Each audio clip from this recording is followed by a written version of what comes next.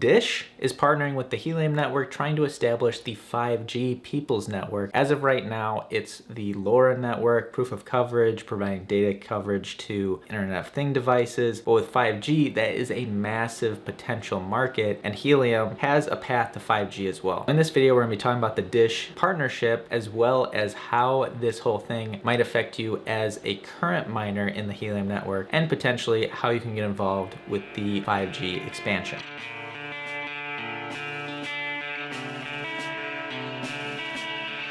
What's really going on is Dish is onboarding their current customers with Helium hotspots. The company has ordered 3.5 million Helium hotspots in order to establish or create the Helium 5G network. When did Helium pivot to 5G or include it in its roadmap? Well, back on April 14th, they did vote to effectively pave the way so the Helium network could become the first consumer-owned 5G network. So you may be asking, why is an old dinosaur company like Dish partnering with Helium? In my viewpoint, it's because you have 5G, blockchain combined into one. That is one sexy combo, and Dish is trying to up their game. As stated by Dish, they're no stranger to blockchain. I mean, they were accepting Bitcoin payments back in 2014, so they're pretty hip. Dish Wireless is building a next-gen 5G network to disrupt the wireless industry and fuel innovation, blah, blah, blah. Basically, Dish is trying to stay with the times and make sure that it's not left behind, and they view partnering with Helium as an opportunity. What I imagine the proposition from Dish to their customers is, hey, install this miner that provides 5G to your area's network, and we'll give you a certain amount off your monthly bill, or maybe they give a percentage of the revenues to that person that installed the Helium miner. I don't know the exact proposition between Dish and its customers, but it is interesting that they have such a large customer base already across the country that just going to their customers and saying, install this device, will increase the number of hotspots and 5G capability just by partnering with a company like Dish. If you didn't know already, Helium currently only connects devices to the internet using LoRaWAN. So expanding to 5G is something brand new. And the current Helium miners, something like a Bobcat, Rack, Nebra, you name it, they don't have the capability right now to provide 5G. So they're partnering with a new company, FreedomFi, in order to create these hotspots that are actually 5G capable. How exactly does this FreedomFi device provide 5G? Well, I guess all it takes is buying this device and then installing something known as a commodity small cell. Now, I'm no telecommunications expert, so I don't have a full understanding of the technicals behind this, but I guess it's possible to just go out and buy these LTE small cells from a commodity vendor. I'm assuming FreedomFi provides that when you actually buy the gateway itself.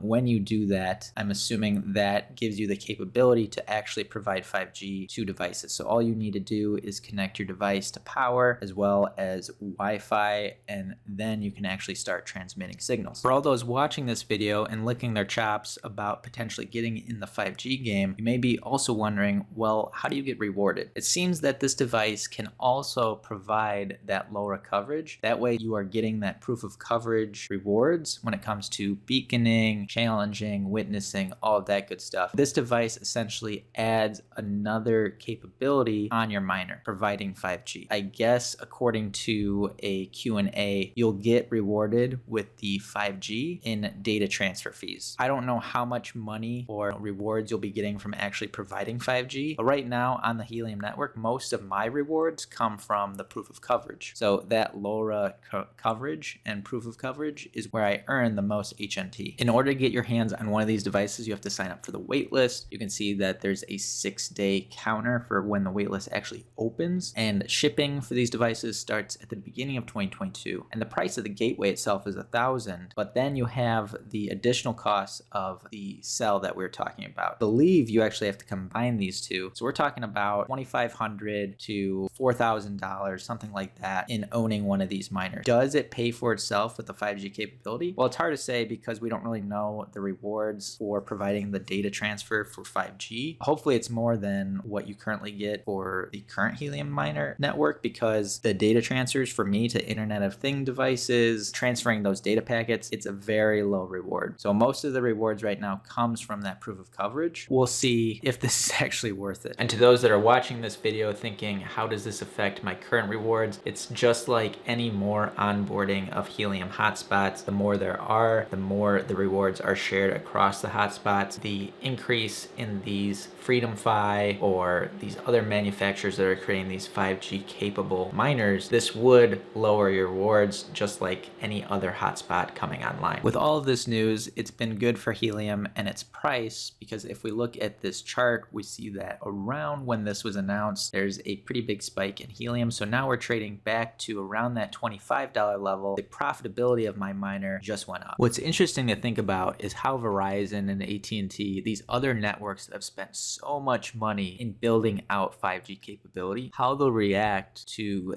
these individual miners once they start getting into 5G. Because right now with the LoRa network, it doesn't seem like it's really playing into Verizon or AT&T's business model, but Verizon and AT&T, they have been hyping up 5G forever. This is actually a potential threat to older telecom companies like these two, because if all of a sudden everyone is creating their own 5G network and people see it as a cheaper alternative, all of a sudden all the capital and expenses related to 5G may not be rewarded with additional revenues. And someone in the comments of the Helium 5G article mentioned the same concern about the telecoms basically blocking out those home gateways or those that are providing Wi-Fi to these miners, because it's a direct competition to their 5G network that they've spent billions and billions of dollars building out. Another concern and a solid point is, what about the regulatory restrictions? With 5G, you have companies like AT&T, Verizon, I'm sure, following all the laws and compliance with rolling out 5G. But if you're an individual miner providing 5G, are you in compliance with regulatory laws in providing 5G out of your home? That's a question that doesn't seem to be answered, but definitely needs to be. But then again, you have a company like Dish partnering with Helium, so I'm assuming they went through all of that with their lawyers to make sure that this is all tip-top and they're not doing anything illegal with providing their own customers with these Helium miners. That does give me some reassurance. Overall, I think this is some pretty major news for Helium. Seeing the price go up makes a lot of sense because the demand for Helium just went up if it has the 5G capability as well. And with the potential to continue to build out that network, it gets more and more powerful with the network effects. So while the increase in hotspots may lower your rewards from the mining aspect, the price of Helium, I think, should be going up from this as it validates the Helium network itself. If you did enjoy the video, make sure to hit that like button and consider subscribing to Main Street Wolf, where we talk cryptocurrency, investing, anything to do with money. Thanks guys for watching, and have a great day.